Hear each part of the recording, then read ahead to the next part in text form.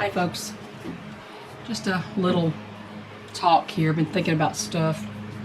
It started when I just told a fellow creator and friend that I know I haven't been around much lately.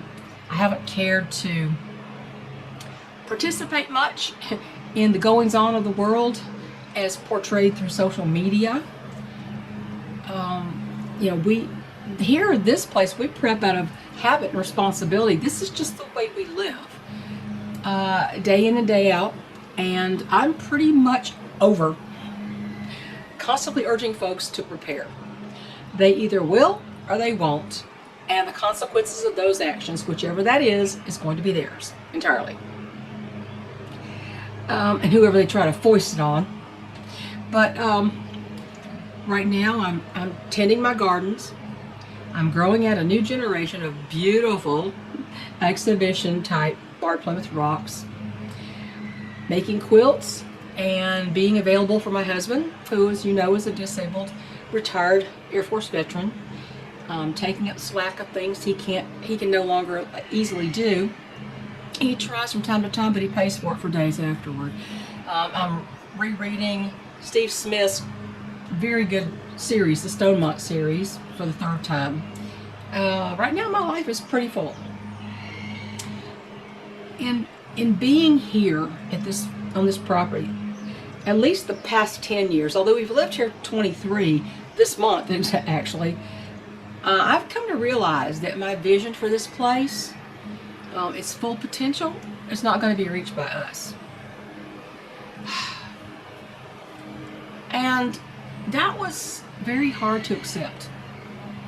I keep trying to implement pieces of that, but it'll never happen unless manna falls from the sky in the form of cash. And if that happens, we might be more likely to move from here instead of working on this place. As long as home prices will come back down to less insane levels, and they're not really coming down quickly. Though I'm seeing there's a lot more inventory on the market. And places that usually had under 100 homes, they might have 800 homes all on the market at the same time, which makes it a buyer's market, not a seller's market. A lot of competition, right? Being a realtor, I've been through that before. We lived through 2008 when everything tanked. Everything was going up and then boom, and then it went back up again, and now it's sky high and it's not coming down like we thought it would, like happened in 2008. But until we either move from here or just do the same things over and over, I don't know if we'll ever leave here. Until then, I guess I'm just going to have to keep plugging along every day. And sometimes with, I have to say, extreme resistance from my husband to doing anything. He hates the word do. We have to do something. He hates the word do.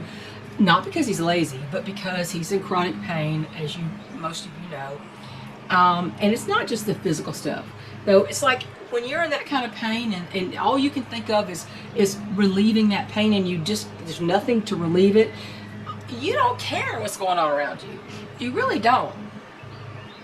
And it's not just, like I said, it's not just the physical labor stuff. It's even the smaller jobs. Like, he balks at removing all the crazy stuff on the bookshelf behind his desk, okay? And, so we can see what's actually there and then put back what we want and give away or throw away what we don't. I mean, and it's full of all kinds of miscellaneous weird stuff, and it's just one bookshelf. It's like it's tall, but it's like, I don't know, it's about 4 feet wide, and I don't know, 6 feet tall, maybe? And it's just full of stuff that just makes no sense to me there, and it looks awful. And he resists parting with anything, and I really think it stems back from his childhood poverty. That's just my opinion. So he's not been psychoanalyzed, and I am not a therapist, so, but that's what it seems like has happened to me. And I mean, it's like a weird stuff. Like, he'll have little jars of, I used to have melatonin in these little jars, little square jars, and he's collecting these little jars. And in these jars, he's got individual packets of condiments that he saved from when we haven't been to a fast food restaurant in, I don't know, years? we saved all these nice little jars, ketchup and mustard and mayo and horsey sauce from Arby's and all this kind of stuff.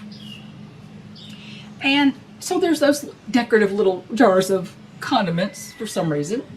I don't know how old they are anymore. And then there's, this jars of change, quarters, pennies, little jars of change, peanut butter jars of change. And then there's collectible puzzles from artists that he likes. Thomas, oh gosh, what's his name? Oh, he does these beautiful paintings. Anyway, he's got collectible puzzles and hundreds of study books that he never opens. Way too many cookbooks, of course, because we never use them and we never will use them because we don't need a cookbook for what we eat.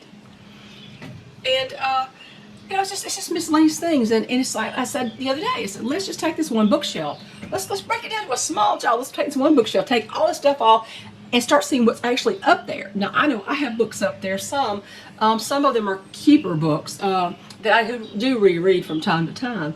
But a lot of it's just stuff that just sits there for no apparent reason. And, that's just, I'll never be quite a minimalist.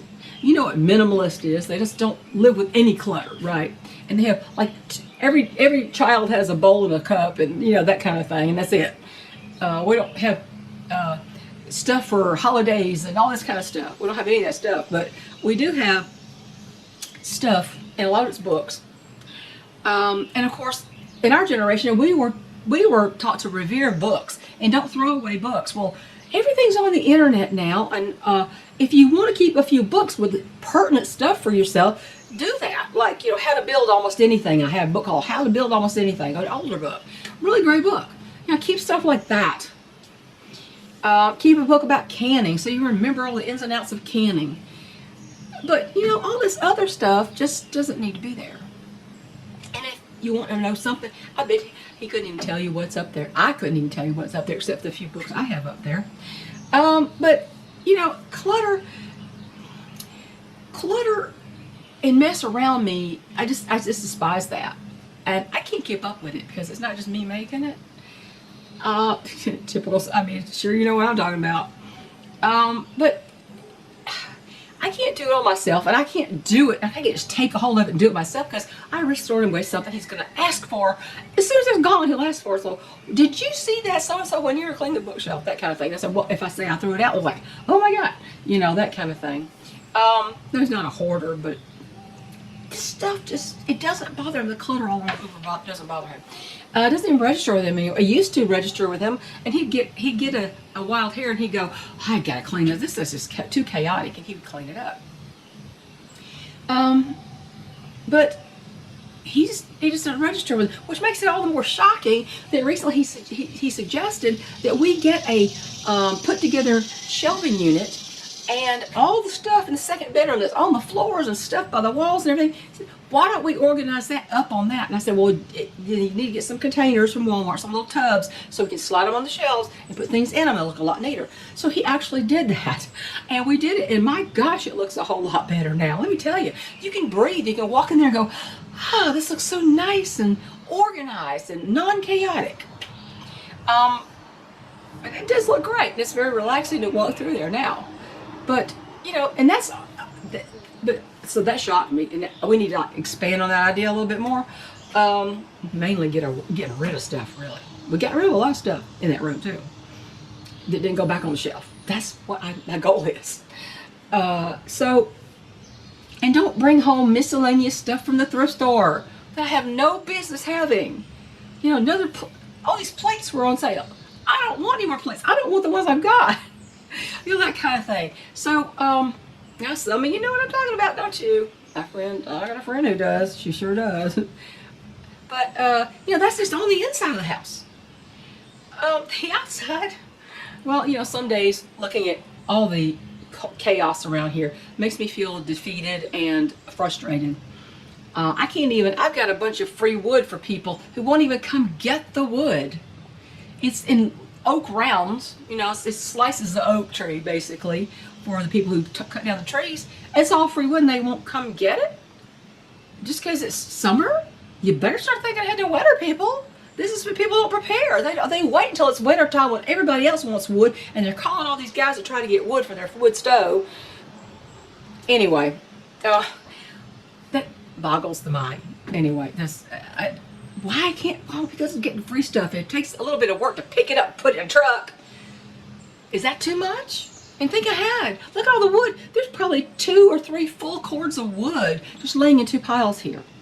Not face cords, full cords. So anyway, so I try to keep up and do things around here, but you know, I try to do the gardens, the weeding the gardens, which he can't bend over. So I have to weed the gardens and do a good portion of the grass cutting and weed whacking. He can't do the weed whacking because the motion of pushing that thing back and forth, he can't do it. Plus I manage all the different chicken groups, and I still attempt to relax and cool off enough to advance my quilting projects, which is what I really like to be doing, but I can't find any uninterrupted time. I have finished a couple things. I'm about to finish the second one, so I'll do a quilt show soon. It's just not really possible for one person, if it's this person, to keep up with all what needs doing around here. On a homestead that was developed with goals in mind that require a team to accomplish. And the team is lame. One half of the team is lame here. And so I'm doing the best I can do, but in the heat kills me. I hate heat and humidity. Summer's the hardest season for me. And of course, that's what all the work he's doing, right? But thankfully, we're picking up this guy from this rehab group on Saturday to come do the fence post pounding on one part of the fence that hasn't been touched. It's all. We've already removed the fence ourselves. And I was going to charge us a ton to do it. It's like, it was easy. Just pull it off the thing and roll it up and put it aside. But anyway, this guy's coming to do that, do the fence post pounding, and maybe some of the fence attaching to those posts, T-posts. We'll see how that goes, and if we want to hire him again, if he knows what he's doing or has any physical ability to do it. Anyway, much of this, I say, is because I just want to remind you that when choosing a homestead, you've got to think ahead to when you might be infirm, you might have health problems, you might have joint problems, you might not be able to breathe to get out here in the heat and do things that need doing in the summer. So if you're going to be infirm, and let's just say when you're going to be, because at some point most everybody starts backing off things that they're able to do. When you're older, you have health problems or chronic pain, like my husband does, and you're unable to manage the place you buy, then it's going to become an albatross around your neck, like I feel like this place sometimes is to me. Much as I love the property, it doesn't love me back, like I keep saying. So, you know, the 10 steps up to my wraparound porch, it's on a basement, partial basement, the house, but it's one level house, but up on 10 steps up because the basement's not all below ground. And those 10 steps up the wraparound porch to get in and out of the house, some days might as well be 25 because I go up and down them repeatedly doing all those chores and managing the chickens going back and forth in the barn. It's just the way it is, and there's really no relief in sight. But I was telling somebody else, you know, my life is just too full right now. My life is full. I don't have time or the mental energy to think about foreign wars or the wars I see here on social media. You know, my life is what's right in front of me. That's all I can manage right now. If that war steps over my boundary, my property perimeter, we'll deal with that swiftly and severely, and then we'll keep going. But I can't. Life outside of the boundaries of this property at the moment is really not getting my attention. And you know, people are, you've got to be involved. You've got to know what's going on. I know what's going on. I just don't choose to participate in it and obsess over it 24/7. I can't, because I can do nothing about it. My life is here. So, you know, when you, please, think ahead. If you don't have a homestead yet, please think ahead. Or if you're moving to another one, please think, one day I can't climb 15 steps. One day I can't go up this hill. One day I can't do that. And think about that. And anyway, I just want to kind of talk about some of that stuff, and I gotta get that clutter out of my head because it's out there, but it's in my head too. So I'm gonna go. I'm gonna check on my birds, and we'll check you later. Take care of yourself and stay cool, stay hydrated. Bye.